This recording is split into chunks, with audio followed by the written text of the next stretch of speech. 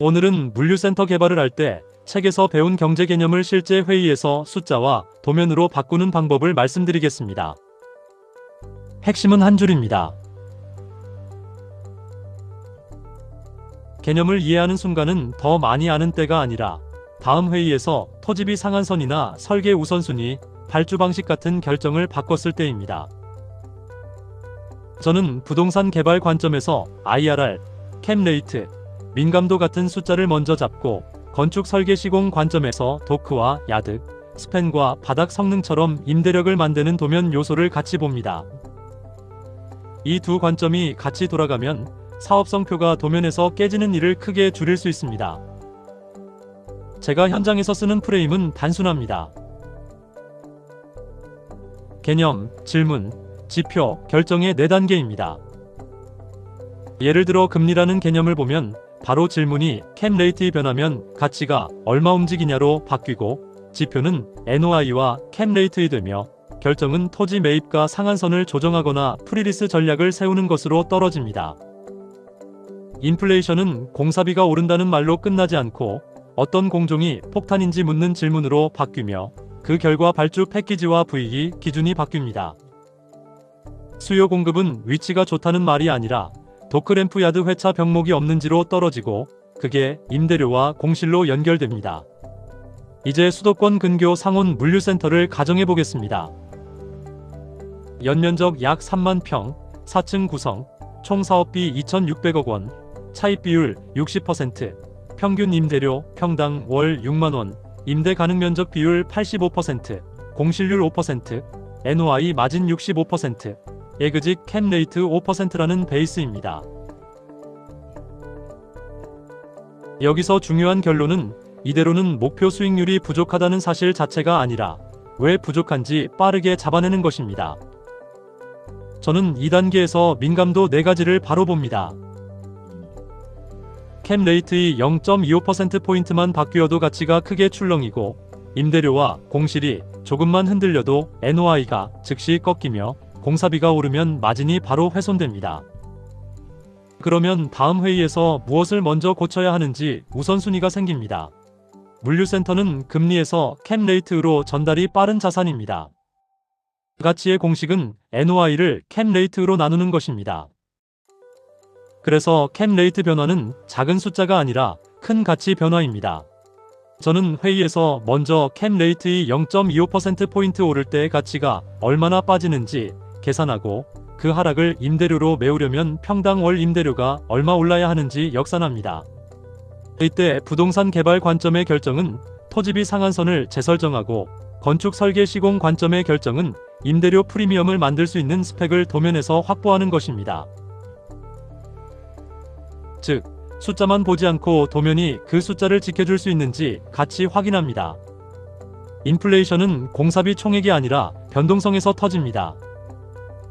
물류센터는 구조, 바닥, 방제, 외부 공사에서 특히 자주 폭탄이 납니다. 그래서 저는 VE를 3줄로 판정합니다. 지금 공사비가 얼마나 바뀌는가? 그 변경이 임대료나 흡수 속도를 깎지 않는가? 그리고 장기 운영비가 NOI를 잠식하지 않는가? 입니다. 예를 들어 바닥 성능을 과소로 잡으면 임차가 안 되고, 과대로 잡으면 과투자가 됩니다. 방제는 대관 협의가 지연되면 공기로 번지고, 외부 공사 포장과 배수는 누락되면 예산 폭탄이 됩니다. 2단계에서 건축 설계 시공 관점이 강해질수록 개발 사업성표의 불확실성이 줄어듭니다. 수요 공급을 현실에서 보려면 임차인이 실제로 묻는 질문으로 바꿔야 합니다. 도크수와 배치가 처리량을 만족하는가? 램프폭과 경사, 회차 반경이 대형차 기준으로 안전한가? 야드의 대기 공간이 충분하고 피크 시간에도 막히지 않는가? 출입 게이트 대기열이 생기지 않는가? 같은 질문입니다. 이 질문들은 모두 도면에서 답이 나옵니다. 운영 병목을 제거하면 처리량이 늘고 임차 선호도가 올라가며 임대료 프리미엄과 공실률 하락이 만들어지고 NOI가 상승하며 에그짓 가치가 올라갑니다. 저는 이 흐름을 설계 도면에서 먼저 잡고 그 다음 사업성의 임대료와 공실 가정을 올바르게 고정합니다.